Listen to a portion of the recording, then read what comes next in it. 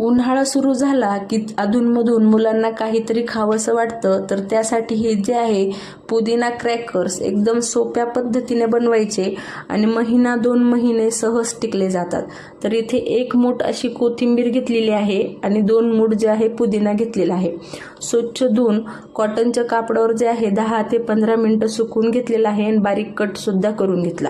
त्यानंतर अर्धा किलो प्रमाणात मैदा घेतला, त्यामध्ये अर्धा चमचा ओवा, चवीनुसार मीठ, 5 चमचे कडकडीत तेलाचं मोहन घातलं आणि व्यवस्थित मिक्स करून त्यानंतर आपला जो पुदिना आणि कोथिंबीर कट केलेली होती ते घातलं आणि गरजेनुसार पाणी घालून मऊसर असं पीठ मळून घेतलेलं आहे। जसं आपण चपातीला मळतो त्याच पद्धतीने मळून घेतलं।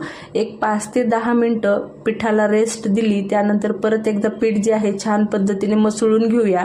आता इथे जे आहे मी मैद्यापासून बनवलेलं आहे आणि तुम्हाला जर पौष्टिकरित्या बनवायचं असेल तर तुम्ही गव्हाच्या पिठापासून किंवा मग दोन्ही जे आहे मैदा आणि गव्हाचं पीठ समप्रमाणात सुद्धा घेऊ शकता। त्यानंतर इथे पिठाचा एक गोळा घेतला आणि आपल्याला जितकी पातळ शक्य होईल तितकी पातळ ह्या पिठाची जी आहे चपाती लाटून घ्यायची आहे। कारण आपण जितकी पातळ लाटू तितके हे जे क्रॅकर्स आहेत एकदम कुरकुरीत तयार होतील आणि मुलांना कुठलाही पदार्थ कुरकुरीत दिला तर त्यांना अतिशय जास्त आवडतो।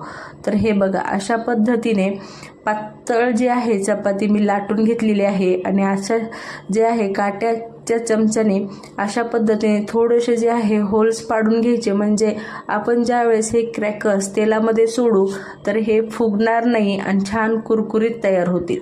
त्यानंतर इथे मी सुरीच्या साहाय्याने अशा पद्धतीने कट करून घेत आहे। आता मी ते चौरस शेपमध्ये कट करत आहे।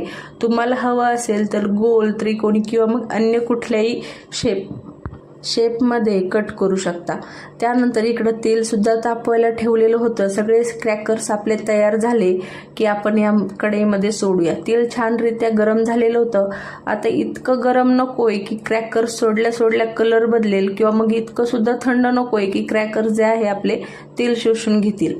तर हे बघा, अशा पद्धतीने क्रॅकर्स सोडले आणि छान हलका गोल्डन कलर येईल अशा रीते जे आहे क्रॅकर्स तळून घेतले।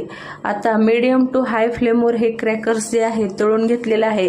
लो फ्लेमवर न तळता मीडियम टू हाय फ्लेमवर तळायचे आहे आणि अशा पद्धतीने सर्व क्रॅकर्स जे आहेत तळून घेतले आहे। आवाज तर तुम्ही ऐकलाच असेल। आणि हे जे क्रॅकर्स आहे हवं तर तुम्ही याला चटपटीत सुद्धा करू शकता किंवा मग असे प्लेन सुद्धा खाऊ शकता। तर यावर मी थोडासा चाट मसाला, थोडी कश्मीरी लाल मिरची पावडर आणि जे आहे काळं मीठ घातलेलं आहे। आता सविस्तर व्हिडिओ पाहण्यासाठी खालील दिलेल्या त्रिकोणी बटनावर क्लिक करा। रेसिपी थोडी जरी